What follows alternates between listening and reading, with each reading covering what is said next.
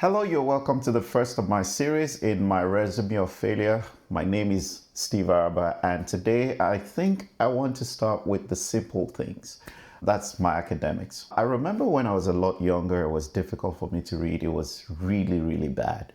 It was as bad as I could only identify alphabets as pictures. If I saw A, B, C, they were just pictures to me. If I saw apple or boy, I just looked at the combination of words as a picture and gave the sound that was attributed to it. So it wasn't like I didn't know what vowels were, I didn't know what consonants were. Who cares? Well, please do care. But anyway, it was really difficult, and I could get by with, using letters and associating sounds with combination of words. But when it came to doing math, that became a problem, because how do you do additions, subtractions, multiplications, with just a picture kind of mind. So that was quite impossible. But anyway, somehow I got by and I got promoted. I even remember there was this particular story about my mom sending a letter to a class teacher of mine. Apparently, I had been promoted to maybe primary one or something. And this teacher thought, no, this boy's too dumb. Sent me back to kindergarten. And my mom, at the end of the day, wrote a letter to that teacher to say, you know what, there are students who it takes them time to learn. So you as a teacher, you should know that, blah, blah, blah. But my mom did give her a piece of her mind. I remember reading that letter, many years later. But that was okay for elementary. Somehow I was able to scale through primary school. And then I got into secondary school, which was where things got really serious. I went to Government College Ibadan, which at the time, was still being run by the state. So a lot of things were not quite there. I think we were like 60 or 70 students in a class. And so if you didn't know whatever the teacher was teaching by yourself, you were pretty much doomed anyway. But somehow, I just made sure I wasn't the last in class, because in the Nigerian educational system, there was grades. You knew if you were the best in class or the second or the third, and you knew it by subject. So somehow I just tried to make sure that overall I wasn't the last. That was the best I could do. So I could be, maybe I was like last three, but not the last. Don't catch me on the last. So anyway, that was the way it was. I remember I was getting promoted on trial, moving me along basically until I got to the levels SS3, where I was supposed to do my high school diploma. I did the first one, failed it. Did the second one, failed it. And then I did it up to 5 times, which means I was at home. I was rewriting the same exam for 5 years. And I remember in the 5th year, I decided to go to another secondary school, School of Science, Badi. And basically, some of the students that used to be like 5 years my junior in the previous school had changed schools. And so now we were classmates. So they used to call me Senior Steve. Now I was just Steve. They used to call me brother. Now I was just nothing. But anyway, this is what I think happened. Eventually, I started reading. I had to take extramural classes, lessons and all of that. But I think the extra thing I did was to also pray. Because, it doesn't make sense, right? When you do the first exam, you fail, do the second exam, you fail. And somehow you are reading. But in my own case, maybe with the history of not being able to learn as fast as other people, maybe it was an issue. But whatever the case was, I moved on. Thankfully, I passed my exam that year.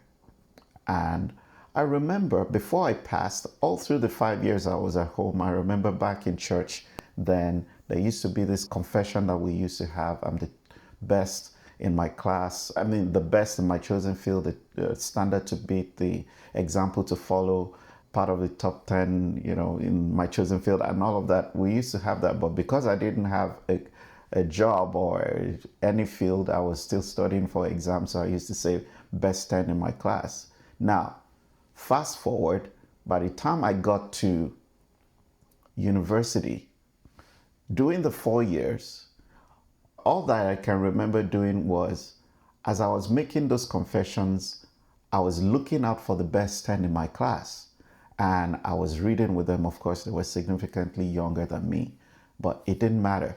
So I was reading when they were reading. If they were reading into the night, I was reading with them. If they were reading through the day, I was reading with them. As time went on, I realized that instead of me being the one asking them all the questions, now they were beginning to ask me questions. Maybe they were testing me, I don't know, because I was older than them. So I had all my white beard. I used to. But anyway, but somehow I was now able to start answering questions. I also remember one time that some of my classmates, they used to wait till it was time to do exams or tests before they started reading. I couldn't afford that. I would start reading from the beginning of the term or the semester. I would read 2 hours before all the classes we had in the day, and then at least 2 hours before I go to bed. And so I seemed like I continued reading. And so at some point, some of my classmates would come and say, oh, you know what, this course is really difficult. Can you teach us? And I think I was the easiest one to approach for that kind of thing. But what then happened was, I would say that I don't really understand it to the end, but I understand it to a point. Maybe courses like vectors, geometry, calculus. Of course, there were courses in accounting, there were courses in programming, coding and all of that. So I would just say, you know what, let me teach you to the point that I know. And I would start teaching them. But usually by the time I got to the point that I thought I knew, I would be able to then explain beyond. And then we'll get to the end and they'll go like, oh, you were messing with us to say that you didn't know it. I said, really, I didn't know it. So that became a thing for me. I started teaching and that made me understand a lot better. And so I started doing that. But of course, I was also doing my confessions, always praying.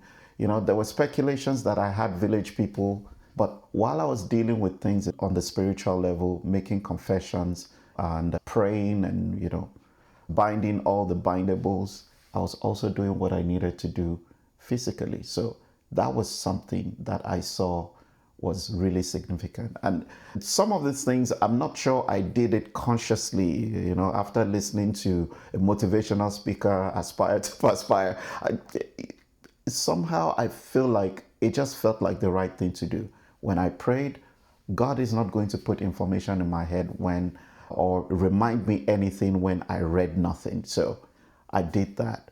And by the time I graduated top 10 in my class, I remember my mom saying, oh, why didn't you make it first class? I was like, you know what? Please don't even disturb me on this one. I thank God for my second class upper. Let's just leave it there. Now, by the time I did my master's, I was the best in my class. Of course, by the time I did my PhD, PhD, you're the only one who does your own research. So I can say I was the best one of one. But whatever the case was, I could look at my journey where at some point it seemed like I was the dumbest dumb guy in class. And now getting my PhD, now teaching in one of the most standard universities in Canada, how could I become a university professor? I believe that it's a combination of two things. One, if you do have a challenge like that, you have to take care of it spiritually because life itself is spiritual. The Bible makes us to understand that everything that we see was framed by the words of God. So you need to also frame your world by the word of God. I'm the best in my class. I'm the best at everything I lay my hands upon to do prospers, all of that. But then you also have to do the work, because if you're trusting God for the supernatural, there is that natural part that you have to do, because God will do for you what he has given you the ability to do for yourself. So there's that natural part that God is then going to superimpose on. And I believe that's one of the things that happened. So you take a look at me today, it looks like, oh, Steve has always been smart, he's always been brilliant. No. Steve started from the dumb. Started from the bottom. Now here. So even sometimes when I take a look at my life, I'm like, how did that happen? I thank God for the grace. I thank God for the fact that my present doesn't look like the things that I was struggling with. But It is a resume of failures, but as a Christian, when you have a resume of failures, it's because at the end of the day, you already know that you're more than conquerors. And I just thought to share that with you. If you're going through an academic challenge or you're failing a certification or something is going wrong along that line, by the time you get to the end, you can tell the story and say, yeah, I went through the fires, but the only thing that was burnt off were the chains. See you next time.